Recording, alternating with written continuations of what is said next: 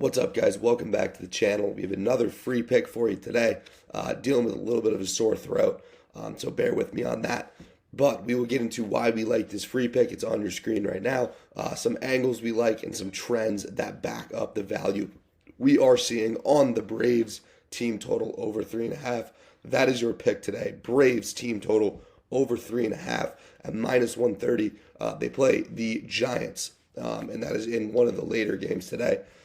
So that's the free pick today. We'll go over why we like it. Few result-based things to cover. We had a few 3-unit plays going yesterday, which are technically our play of the months. We only have 1 or 2 3-unit plays per month, but we did have 2 yesterday, and we split them going 1 and 1. So not bad there. We like to see a 2-0, but some months it will be a 1 and 1, and that's completely fine.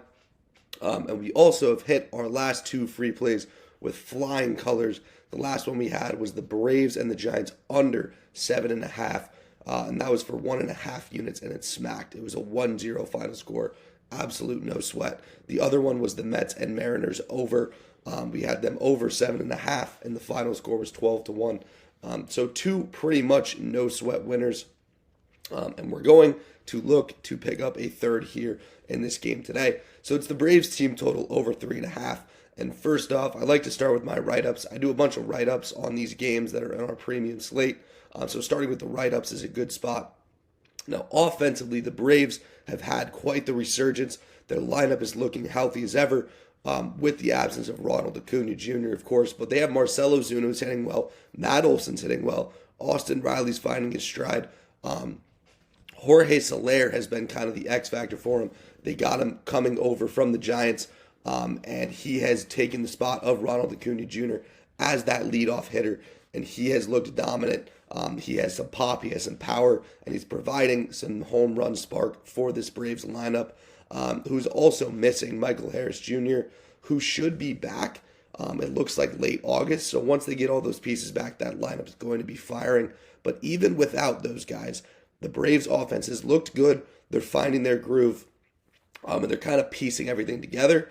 The big thing with the Braves is they have a very high upside on their ability to hit home runs.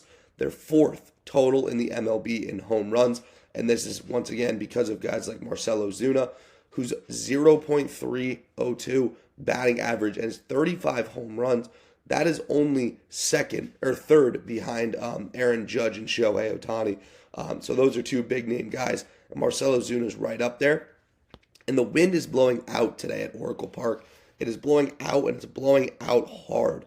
And this is going to lead to the Braves being able to get some solid home run chances, especially against Robbie Ray. And we'll explain why that is. But I'm just not a firm believer in Robbie Ray quite yet. He's only had a few starts this year. And the starts that were in, I think he said 5 in the past 2 years. So I'm just not quite a firm believer that his stuff is as good as it's portraying, and we'll dive into why exactly. So if we go over to the ballpark metrics, we can see that there are heavy winds blowing out towards right and center field.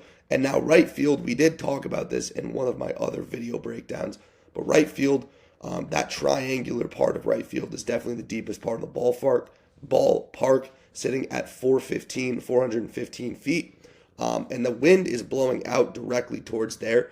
Now, this is oftentimes not a good thing, as the model shows a negative 19% decrease in home runs. However, this is when a model is only using analytical statistics. I actually disagree with this. I think there's going to be a slight increase in home runs due to the fact that the air density is actually the highest or the lowest it's been in this series between the Braves and the Giants. It's a low air density, meaning the balls are going to travel farther, and it's 15-mile-an-hour winds. That is one of the highest we have seen at Oracle Park. So if batters make solid contact, these balls are going to travel. They're going to travel, especially with some lefties in the lineup. I think we see an increase in home runs today, which is good for this Braves lineup to get over that 3.5 team total. Once again, it should only take 1 or 2 for them to hit that. And just backing up what I'm saying, these are MLB team home runs per game. The Braves are right there with 1.30 on the season, with hitting an average of 2 per game in their last 3 games.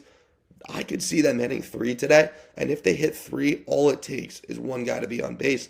I just think this number is slightly lower, and Robbie Ray is getting the benefit of the doubt here. If you take a look at Robbie Ray and some of his metrics, as we can see, since his return to the MLB, he's been solid, but he has struggled with his ground ball rate, meaning when batters are putting balls in play, they're hitting line drives and they're hitting flyouts. And this is not a good sign at Oracle Park when the wind is blowing out at 15 miles an hour. Also, his extension is bottom quartile, meaning his balls, his pitches are not as deceptive. And that is because he's releasing the ball further away from home plate, meaning the batters have more time to pick up the spin and pick up the trajectory and make solid contact, especially with his fastball velocity only being average. This Braves lineup should be able to do some serious damage against Robbie Ray today.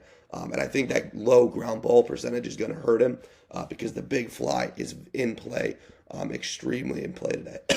Excuse me. Lastly, the bullpens. So the Braves bullpen has been bad. The Giants bullpen has been bad. And we'll talk about why.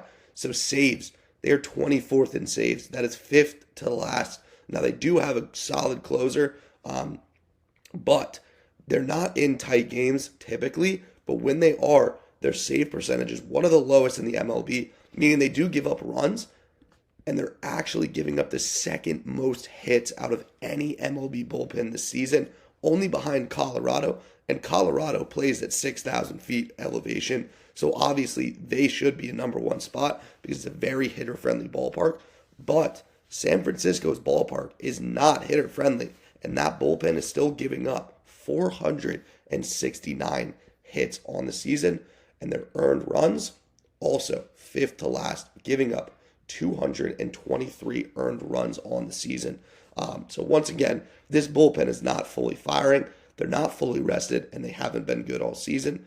I think this number is way too low for a potent Braves offense. We are rocking with the Braves team total over 3.5. Best of luck as always. We will see you in the next one.